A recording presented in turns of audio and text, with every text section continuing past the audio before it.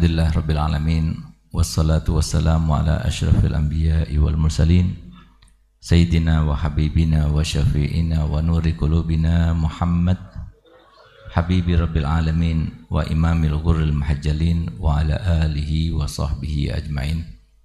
Subhanaka la ilma lana illa ma 'allamtana innaka antal alimul hakim. Rabbi shrah li sadri wa yassir li amri wahlul 'uqdatam min lisani yafqahu qawli, amma ba'du. Yang sama-sama kita muliakan, kita hormati, kita cintai para habaib anak cucu Nabi Muhammad sallallahu alaihi wasallam yang keberadaan mereka di antara kita menjadi sebab kita tahu bahwasanya mukjizatnya Nabi sampai sekarang masih ada yang tersisa, yaitu apa yang disampaikan oleh Nabi SAW dalam hadisnya yang diucapkannya 1400 tahun yang lalu, kullu hasabin wa nasabin yanqati illa hasabi wa nasabi la yanqati ila yaumil qiyamah, yaitu yang artinya semua kemuliaan keluarga dan nasab seseorang itu akan terputus, kecuali kemuliaan keluargaku dan nasabku maka akan terus bersambung sampai hari kiamat. Di antaranya pula disampaikan dalam hadis sahih, ada dua hal yang tidak mungkin akan terpisahkan. Kalau sudah salah satunya tidak ada, maka yang lainnya juga tidak ada. Sebagaimana Nabi SAW bersabda, wala yaftariqa hatta yaridani alal haud, dan keduanya itu tidak akan terpisah kecuali sampai setelah bertemu kembali kepadaku kelak nanti di haud, telaganya Nabi Muhammad SAW, yaitu Al-Quran dan keluarganya. Selama kita masuk ke surau-surau, di situ ada Quran, kita buka masih ada tulisannya. Begitu pula Quran yang ada di rumah kita masih ada tulisannya, maka masih ada habaib di sekitar kita. Tapi ketika kita sudah membuka Al-Quran, sudah tidak ada lagi tulisannya. Kita cari satu habib pun di dunia ini kita tidak akan dapatkan lagi. Sehingga pantas kalau kemudian para ulama mengatakan mereka para zuriat Nabi itu adanya karena kelanjutan dan kesinambungan rahmatnya Nabi Muhammad untuk umat ini, untuk kepentingan dan kemaslahatan umat ini, supaya mereka itu menjadi mata-matanya Nabi Muhammad, corong-corongnya Nabi Muhammad yang bisa merekam kebaikan di dalam diri mereka sehingga bersambung kepada Nabi Muhammad. Itulah maksud tujuannya adanya mereka di antara kita. Sehingga dikatakan oleh para ulama, kalau seumpama kita itu melaksanakan ibadah haji, umrah, baca Al-Quran, sedekah dan sebagainya, lalu kita hadiahkan kepada Nabi Muhammad, pahalanya sampai pada Muhammad tapi melalui malaikat. Tapi apapun yang kita lakukan kepada zuriat Nabi SAW dari penghormatan, memuliakan, menyebutkan mereka dengan nama Habib dan sebagainya, itu akan sampai pada Muhammad tanpa melalui malaikat langsung, karena perasaan hubungan batin antara orang tua dengan anak cucunya.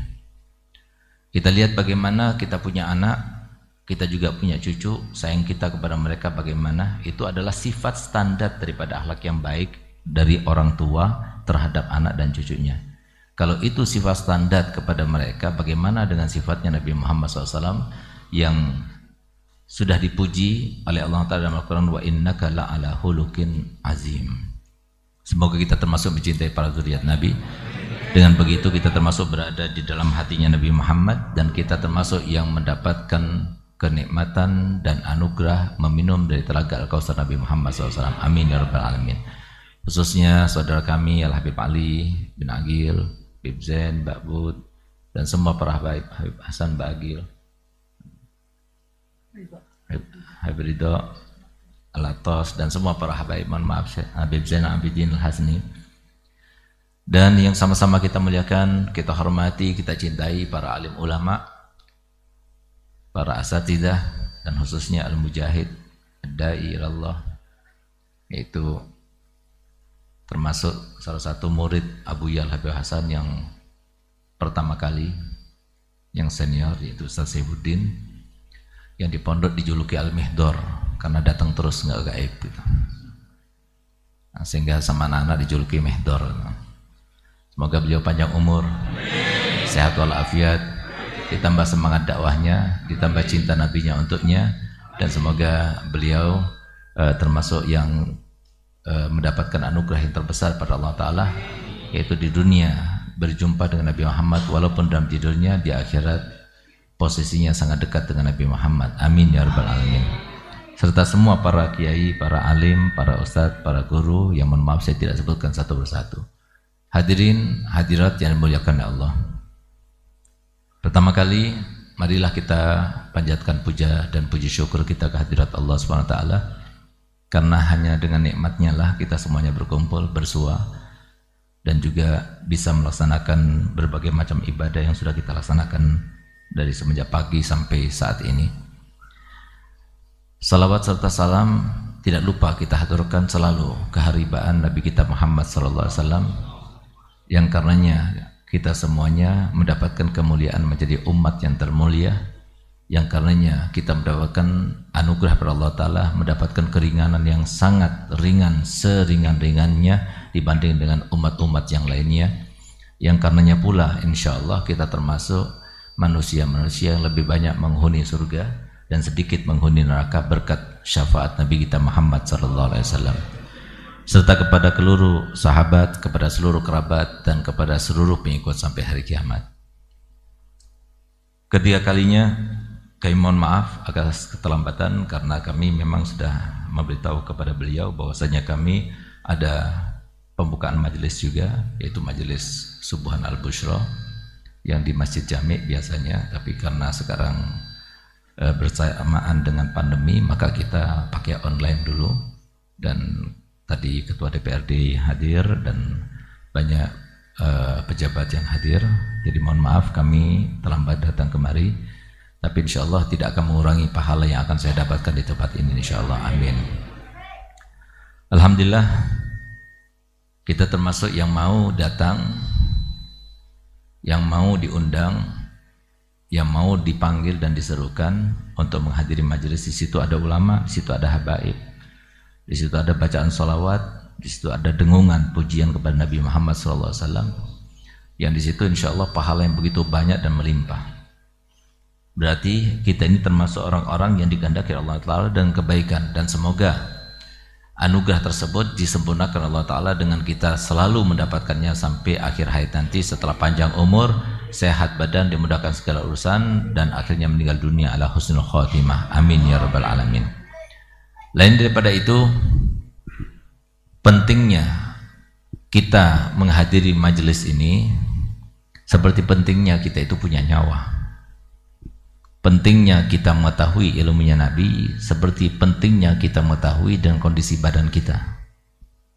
Pentingnya kita mempunyai ilmu Nabi SAW itu seperti pentingnya kita punya uang untuk hidup di dunia. Tidak kalah pentingnya daripada itu. Dengan ilmu agama, maka seseorang itu yang dengan beban yang berat jadi ringan. Dengan ilmu yang diajarkan Nabi Muhammad SAW di dalam pondok-pondok pesantren, di dalam majelis taklim semacam ini, maka yang tadinya harusnya dia itu stres jadi tidak stres. Yang harusnya dia itu sengsara akhirnya bahagia. Yang harusnya dia itu dalam keadaan mendekam di penjara akhirnya dia itu bebas kemana-mana. Itulah fungsi daripada ilmu yang diajarkan Nabi Muhammad SAW. Ilmu yang menjadikan mereka-mereka yang memilikinya dan yang menyebarkannya adalah mereka-mereka yang mempunyai derajat yang sangat tinggi di sisi Allah. Ilmu yang dikatakan oleh Imam Syafi'i radhiyallahu anhu wardah, heran ya, bagi setiap orang mukmin yang punya anak 5, 6, 7, tidak ada satupun daripada mereka yang mau menyambung lidah Nabi kita Muhammad SAW. Di mana beliau katakan demikian karena kata beliau, jikalau kita punya anak kita itu menjadi pengusaha tersukses di negerinya atau jabatan yang paling tinggi di negerinya, maka kalau dia itu berbuat kebaikan dengan jabatannya maupun harta bendanya tersebut, kalau tidak dihadiahkan untuk orang tuanya tidak akan sampai. Harus dihadiahkan dulu. Tapi kalau kita punya anak menjadi orang alim, maka orang alim itu bersedekah, orang alim itu mengajar, orang alim itu berdakwah, orang alim itu menulis, semua yang dilakukannya itu akan sampai secara otomatis kepada orang tuanya. Itu yang didapatkan. Semuanya berkat majelis-majelis semacam ini. Oleh karena itu, maka majelis ini disebutkan dengan majelis sabunul qulub wa sabunuz dzunub. Jadi sabunnya hati dan sabunnya dosa. Kita datang, ketika kita datang tadi dosa kita banyak menumpuk. Begitu kita keluar hilang sudah. Kita datang dalam keadaan hati kita itu banyak kebusukan, banyak penyakit-penyakitnya. Begitu kita pulang sudah hilang kerak-keraknya. Semua itu berkat ilmu yang diajarkan Nabi Muhammad. Memang benar majelis ilmu maupun para ulama itu tidak bisa memberikan petunjuk dalam arti hidayah, itu tidak. Yang bisa merubah seseorang hanya Allah. Bahkan Nabi kita Muhammad pun tidak bisa merubah seseorang. Satu-satunya bisa merubah seseorang dari buruk menjadi baik, dari yang imannya biasa menjadi imannya luar biasa, itu adalah Allah.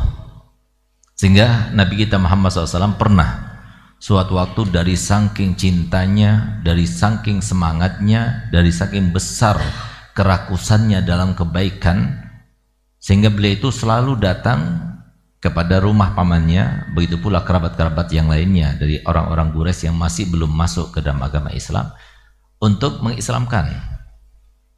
Datang siang, pagi, malam terus, padahal dicaci, padahal dimaki, padahal diganggu, tetap dia itu di situ. Karena kasihan Allah SWT, maka kemudian Allah Taala menegurnya dengan mengatakan, innaka la tahdi man ahbabta walakinallaha yahdi may yasha. Engkau wahai Muhammad tidak bisa memberikan petunjuk dalam arti hidayah, nggak bisa. Kecuali hanya Allah yang bisa memberikan petunjuk dan hidayah itu kepada seseorang. Oleh karena itu, di dalam ayat yang lainnya sebutkan innama anta muzakkir lasta alaihim bimusaitir. Engkau wahai Muhammad hanya memberikan peringatan. Tapi yang menjadikan orang itu berubah karena peringatan tersebut itu hanya Allah. Bahkan engkau tidak bisa menguasai seseorang. Orang itu harus begini begitu, nggak bisa. Hanya Allah. Oleh karena itu pula kemudian Allah Ta'ala mensifatkan sifat daripada utusan-utusannya para rasul itu wama alaina illal balag. Kami tidak mempunyai kewajiban kecuali hanya menyampaikan. Jadi batasnya itu yang penting menyampaikan. Nggak harus sampai dia itu berubah, nggak harus sampai dia itu orang soleh, nggak harus sampai dia itu sadar, nggak harus sampai dia itu bertobat, tidak. Yang penting disampaikan. Kenapa? Karena memang hidayah itu di tangan Allah. Nah, oleh karena itu di sini kita harus mengetahui satu hal yang termasuk ilmu hakikat itu namanya. Apa itu? Yang namanya manusia itu siapapun juga dia, baik dia itu orang alim, orang soleh, orang wali, orang tua kita, ya, ataupun guru kita, mereka itu adalah ikon saja. Ikon yang Allah jadikan sebagai sebab. Sebagaimana Allah Ta'ala telah berfirman dalam Al-Quran, wa ja'alna likulli syai'in sababa. Allah jadikan segala sesuatu harus ada sebabnya. Sebab orang itu dapat petunjuk, ya mereka para ulama ini. Sebab mereka itu berubah, ya mereka para ulama, para dai ini. Tapi yang memberikan perubahan itu sendiri, lintasan itu adalah Allah. Nah, disinilah kita itu harus meyakini satu hal, apa itu? Bahwasanya yang berlaku di muka bumi ini itu lebih banyak misterinya ketimbang dohirnya. Sehingga pantas kemudian kalau kemudian Allah Ta'ala dalam awal surat Al-Baqarah mensifatkan orang-orang yang bertakwa itu dengan sifat begini. Alif lam mim dzalikal kitabu la raiba fi hudan lil muttaqin. Siapa muttaqin itu? Alladzina yu'minuna bil ghaib. Mereka-mereka yang beriman dengan gaib itulah orang yang bertakwa. Kenapa? Saking banyak sesuatu yang gaib itu lebih banyak dari yang zahir. Jadi gaib itu bukan hanya terkait dengan mistik ya, terkait dengan sihir dan sebagainya, tidak. Tapi gaib itu terkait dengan sesuatu yang tidak ada, baik itu yang baik maupun yang buruk, itu namanya gaib. Yang kita tidak jelas, tidak pasti, tidak melihatnya secara langsung, itu namanya gaib. Dan itu lebih banyak. Kenapa? Karena memang Allah Ta'ala tidak bisa kita berinteraksi dengannya. Selama kita di dunia kita tidak bisa melihat, tidak bisa memandang.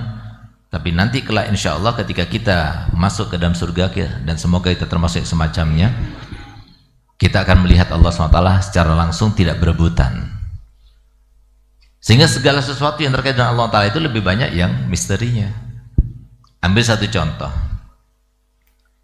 Mana ada sih orang tua yang punya anak 5, punya anak 6, punya anak 7, kemudian orang tua tersebut berangan-angan yang satu kaya, yang kedua sangat kaya, yang ketiga sederhana, yang keempat miskin, yang kelima sangat miskin. Ada di antara kita sepanjang itu?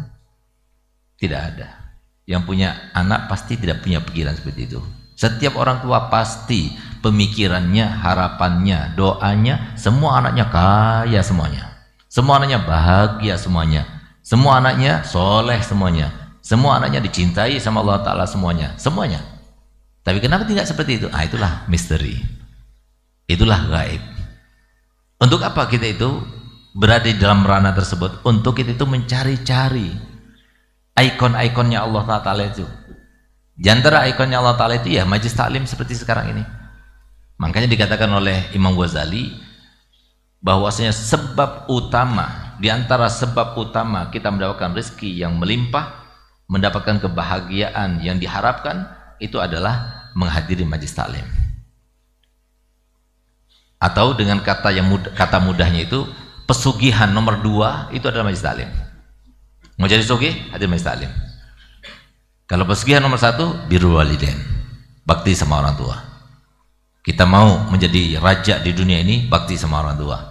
Kita jadikan orang tua seperti raja bagi kita, maka kita pasti akan menjadi raja dalam bidang apapun yang kita berada di situ. Kalau kita menjadi orang alim, alim yang luar biasa. Kalau kita menjadi seorang pebisnis, pebisnis yang luar biasa. Asalkan kita menjadikan orang tua itu seperti raja.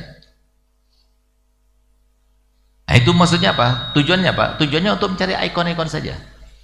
Oleh karena kemudian dihimbau, dimotivasi, dirayu oleh Nabi kita Muhammad SAW, ayo hadir majlis taklim, lahuduru majlis ilmin, afdalu min salati alfi rakatin, wa yadati alfi maridin, wa syuhudi alfi janazatin. Kata Nabi Muhammad, hadir majlis taklim itu sama seperti beribadah selama dengan 1000 rakaat, sama seperti menyambangi 1000 orang sakit, sama dengan pahalanya mengantar 1000 jenazah.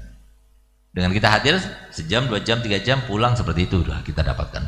Dimotivasi oleh Nabi SAW. Itu yang bisa dilakukan oleh manusia. Bahkan sebatas Nabi pun itu cuma seperti itu yang bisa dilakukan. Apalagi kelas-kelas seperti ustaz-ustaz biasa seperti kita ini. Nah, jadi kenapa? Karena memang yang memberikan Allah, yang memberikan taufik Allah, yang memberikan perubahan Allah, yang memberikan kekayaan Allah, yang memberikan semua harapan kita terlaksana itu adalah Allah.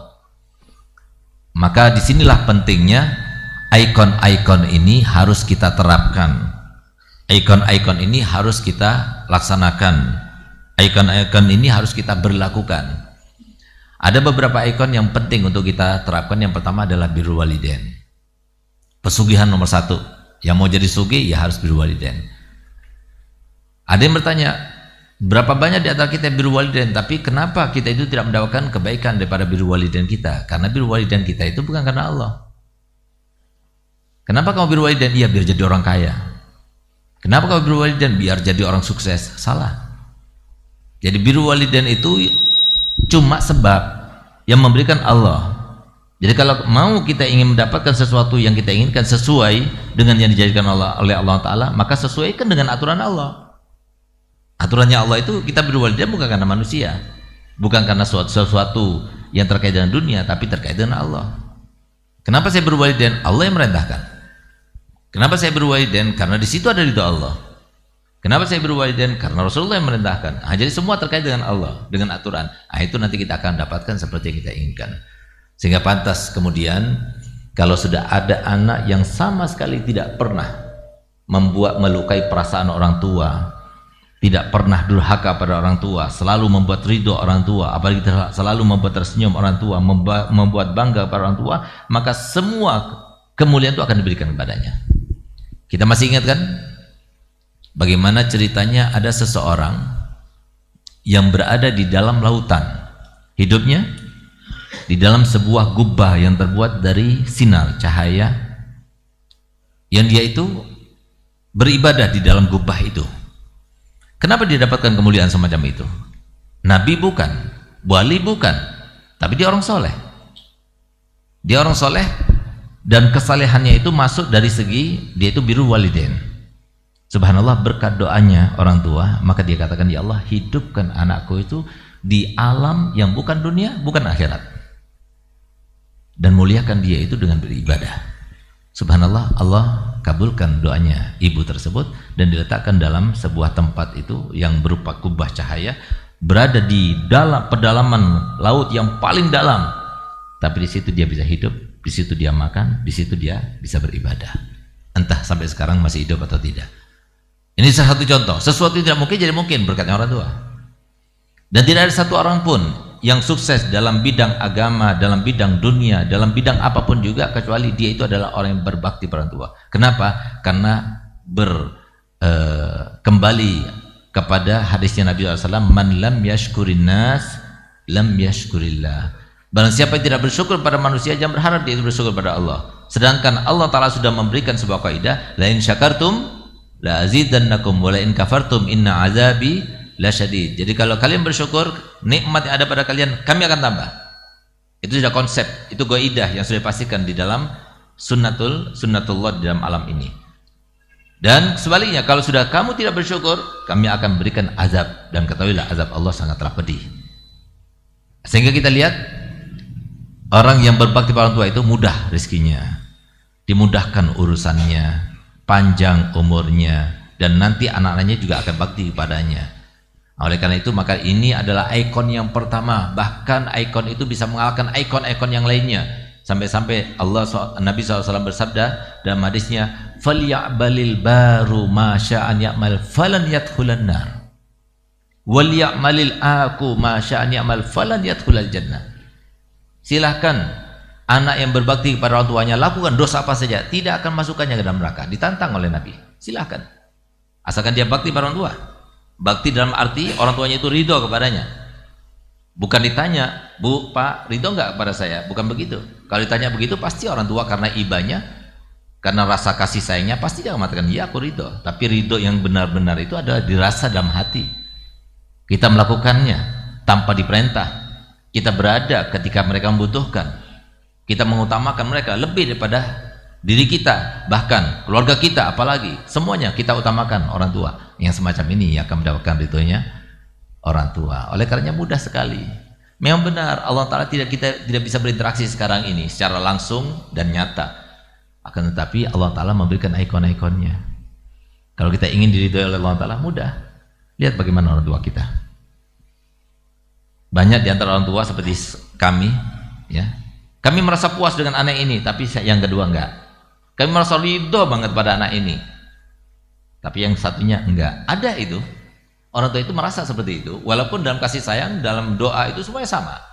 Cuma artinya dengan perlakuan yang dilakukan oleh mereka semuanya itu ada yang namanya insting, perasaan, itu ada. Karena apa? Kita hidup berinteraksi. Oleh karena itu, maka kehidupan yang hanya satu kali ini, ayo kita gunakan untuk berkompetisi. Bagaimana caranya kita berada dalam hatinya para orang tua, sehingga dengan begitu kita berada di dalam hati Allah Subhanahu wa Ta'ala. Itu maksudnya. Kemudian yang kedua adalah majelis taklim.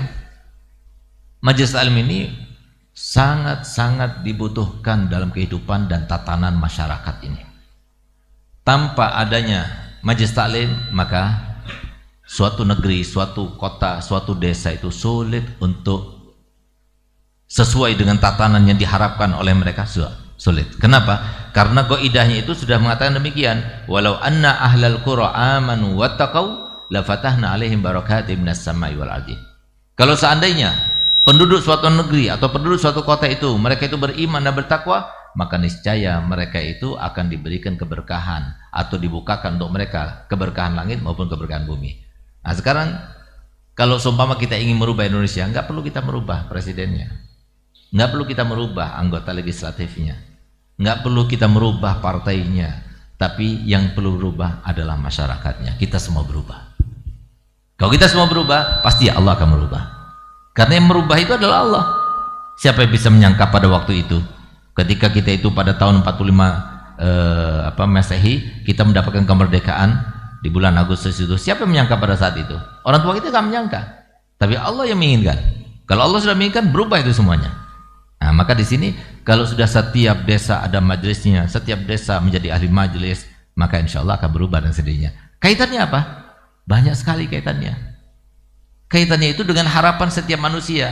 Suatu negeri itu menjadi sejahtera, menjadi sentosa, kalau seumpama harapan mereka itu terlaksana. Bagaimana harapan mereka terlaksana, sedangkan harapan mereka itu terkait dengan Allah SWT yang memberikannya, yang hanya di tangannya apa yang kita harapkan itu berada. Sehingga nggak mungkin seseorang itu nggak sholat lalu dia itu akan bahagia. Bahagia dari mana? Dia bertransaksi riba lalu dia itu akan sukses, bahagia. Nggak mungkin. Nggak mungkin dia itu tidak beriman dan bertakwa tapi dia kemudian sukses dan bahagia, tidak mungkin. Nah, oleh karenanya iman dan takwa itu adalah sebuah pencapaian, bukan cuma sebuah gelar. Jadi iman dan takwa itu seperti disampaikan Nabi Muhammad SAW, al-muslimu man salimal muslimuna min lisani wa yadihi, wal mu'minu man ammanahun nas ala dimaihim wa radihim wa amwalihim. Orang muslim itu adalah yang semua orang Islam itu dan orang sekitarnya itu selamat daripada kejahatan tangannya dan lidahnya. Itu muslim. Orang mukmin di atasnya, yang semua orang itu aman di dalam harga dirinya, hartanya, darahnya, itu orang mukmin. Berarti apa? Mukmin dan muslim itu ada sebuah pencapaian. Untuk mencapai seorang muslim itu mudah, tinggal kita mengucapkan 2 kalimat syahadat. Tapi untuk menjadi seorang mukmin itu sangat sulit. Karena orang mukmin itu adalah orang yang benar-benar menyatakan apa yang diyakininya dalam kehidupan sehari-harinya. Seperti sekarang, saya katakan, sekarang adalah jam 8:08, berarti pagi. Itu saya nyatakan, saya berani sumpah, dan saya tidak akan cabut pernyataan saya. Kenapa? Saya yakin. Yakin itu adalah iman. Kata Nabi SAW, al-imanu huwal yakinu kulluh. Al-yakinu huwal imanu kulluh. Jadi yakin itu yaitu iman. Jadi nggak mungkin orang itu akan beriman, yakin kecuali setelah tahu. Misalnya apa? Ini ada minuman di depan saya ini. Kemudian kalian semua melihat, saya masukkan bubukan racun. Ada yang mau minum? Kira-kira ada yang mau minum? Nggak ada yang mau minum, apalagi yang belum kawin, nggak bakal minum. Kenapa dia tahu? Kalau dia minum dia akan mati. Nah itu iman, itu keyakinan. Keyakinan semacam itu nggak mungkin kita akan dapatkan kecuali kita itu dengan belajar, baca kitab, baca Quran, mendengar hadisnya Nabi Muhammad SAW. Disitulah ada rahasia yang Allah berikan. Itu namanya sir, rahasia itu sir. Begitu kita dengar, langsung Allah berikan taufik, langsung berikan hidayah, langsung berikan berkah, berkah hartanya, berkah keluarganya, semuanya itu di mana kita dapatkan? Di majelis. Oleh karenanya Al-Habib Ahmad bin Umar bin Smith mengatakan, la syai'a kal ilmi qattu siru ilaihi wa huttu fi majlisil ilmi sirrun bihil wizru anna tuhattu. Tidak ada yang seperti ilmu. Enggak ada seperti ilmu. Dan di dalam majelis taklim ini seperti yang kita sekarang berada, itu banyak rahasia-rahasia. Di mana di situ kita datang dengan banyak dosa, kita keluar dalam keadaan dosa kita sudah diampunkan. Man yatlubul ilma yahdo birutbatin la tuhattu. Orang yang mencari ilmu seperti kita ini, itu adalah laqab. Thalibul ilm itu adalah laqab. Imam Syafi'i pernah dikatakan, "Gal siapa engkau?" Aku ada thalibul ilm. Sampai kapan engkau thalibul ilm? Thalibul ilm aku sampai mati. Dan alhamdulillah pesan guru kami, guru besar kami, Profesor Dr. Syed Muhammad Al-Maliki rahimallahu rahmatullah, dan juga Al-Habib Zain bin Ibrahim Smith, beliau katakan, ya segaf mazil ta taliban. Sampai kapanpun ingat itu, kamu sebagai seorang murid.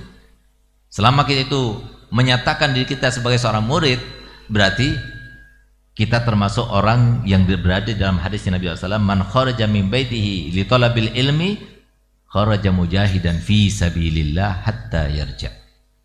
Barang siapa yang keluar daripada rumahnya untuk mencari ilmu, coba lihat, antum semuanya, kita semuanya keluar dari rumah untuk apa? Cari ilmu.